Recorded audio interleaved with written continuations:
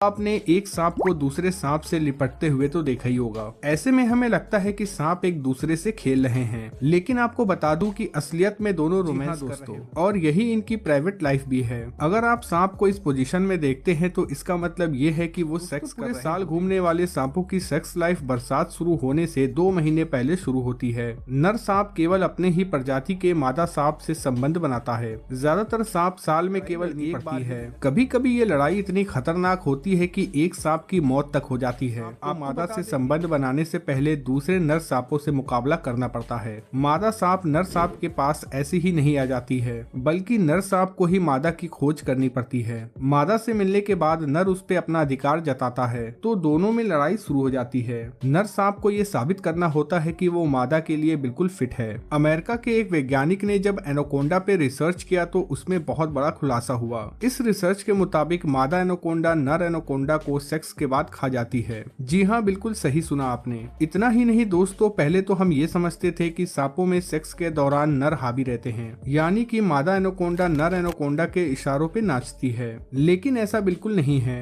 के मामले में ये बात उल्टी है। यहाँ मादा सांप बहुत पावरफुल होती है, इसीलिए सेक्स के बाद कई बार मादा सांप नर सांप को निगल जाती है। यही कारण है कि सेक्स के बाद मादा सांप वहाँ से जल्द भागने की फिराक में होता है। अब ये तो पता नहीं कि आखिर मादा सांप ऐसा क्यों करती है। वहीं कुछ वैज्ञानिकों की माने तो उनका यह कहना है कि ऐसा करने से मादा सांप को पौष्टिक आहार मिलता है, क्योंकि जब मादा सांप प्रेग्नेंट होती है तो वो 7 महीनों तक कुछ भी नहीं खाती, इसीलिए वो नर सांप को निगल लेती है ताकि उसका पेट भरा रहे। वहीं नर सांप को सेक्स करना काफी महंगा पड़ जाता है। आपको बता दें कि मादा एनाकोंडा नर के मुकाबले 5 गुना ज्यादा बड़ी होती है, इसीलिए बेहद आसानी से वो नर सांप को निगल लेती है। सेक्स के लिए दूसरे नर सांपों के मुकाबले अक्सर नर सांप दूसरे को ढकेल के मादा सांप के जननांग तक पहुंच जाता है। इसके लिए उन्हें मादा से बहुत बड़ा होने की जरूरत नहीं है। दोस्तों, मादा सांप का बड़ा होना भी सही है, क्योंकि ज्यादा से ज्यादा अंडे देने और बच्चा पैदा करने में ये मदद करता है। मतलब मादा जितनी बड़ी हो, इसीलिए नर सांप सेक्स करने के लिए बड़ी मादा सांप को ढूंढते हैं। दोस्तों, ये तो आपने सुना ही होगा कि सांप ज्यादा दूर तक नहीं देख सकते। फिर नर सांप मादा सांप से संबंधित की नर सांप के लिए ये एक इशारे का काम करता है, यानी कि मादा सेक्स के लिए तैयार है। इस हार्मोन से नर सांप मादा सांप के हार्मोन का भी पता लगा लेते हैं। दोस्तों, मादा सांप जितनी बड़ी होती है उतने ही केमिकल रिलीज करती है। ऐसा नहीं है कि नर सांप छोटी मादा से संबंध नहीं बनाता, लेकिन अगर इस बीच उसे बड़ी मादा मिल जाए तो वो छोटी मादा को छोड़ देता।